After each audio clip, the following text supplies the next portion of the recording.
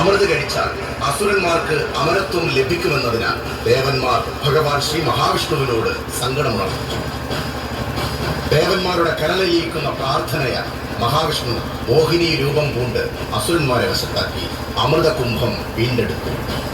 സൗന്ദര്യത്തിന്റെ അവസാന വാക്കായ മോഹിനി രൂപം ഒരിക്കൽ കൂടി കാണുവാൻ ശ്രീ പരമേശ്വരൻ ഭഗവാൻ ശ്രീ മഹാവിഷ്ണുവിനോട് ആഗ്രഹം പ്രകടിപ്പിച്ചു. മോഹിനിയുടെ സൗന്ദര്യത്തിൽ ആകൃഷ്ടനായ മഹാദേവൻ മോഹിനി സംയോഗം നടത്തി കലിയുഗവരതനായ സാക്ഷാൽ ഹരിഹരസുതൻ പിറവിയെടുത്തു.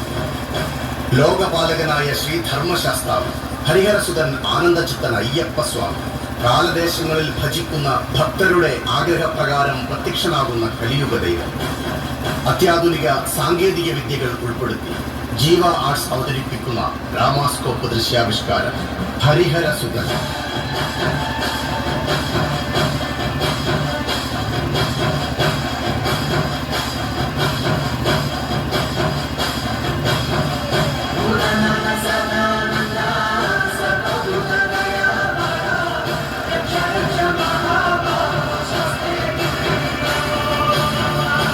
ലോകപാലകനായ ശ്രീഹരിക്ക് പ്രണാമം. പ്രണാമം കൈലാസനാഥ. അങ്ങേക്ക് വൈകുണ്ഠത്തിലേക്ക് സ്വാഗതം.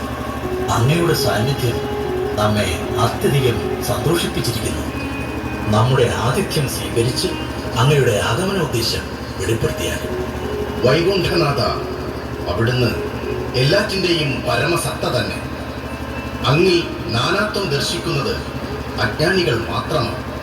പാലാഴി മഥന സമയത്ത് അസുരന്മാരിൽ നിന്ന് അമൃതകുംഭം കൈക്കലാക്കുവാൻ അങ്ങെടുത്ത ആ മോഹിനി രൂപം ഒരിക്കൽ കൂടി ദർശിക്കുവാൻ നാം ആഗ്രഹിക്കുന്നു. അവിടുത്തെ ആഗ്രഹം തീർച്ചയായും നാം പൂർത്തീകരിച്ച് തരുന്നതാണ്. എന്നാൽ നാം കൈക്കൊണ്ട മോഹിനി രൂപം അത്യന്തം വികാരോദ്ദീപമാണെന്ന കാര്യം നാം പ്രത്യേകം ഓർമ്മിപ്പിക്കുന്നു. ശിവവിഷ്ണു സമാഗമത്തിലൂടെ ഹരിഹരസുതന്റെ പിറവിക്ക് കാലമെത്തിയിരിക്കുന്നു. ലോകരക്ഷയ്ക്കായി നാം ഈ മോഹിനി രൂപം കൈക്കൊള്ളുന്നു.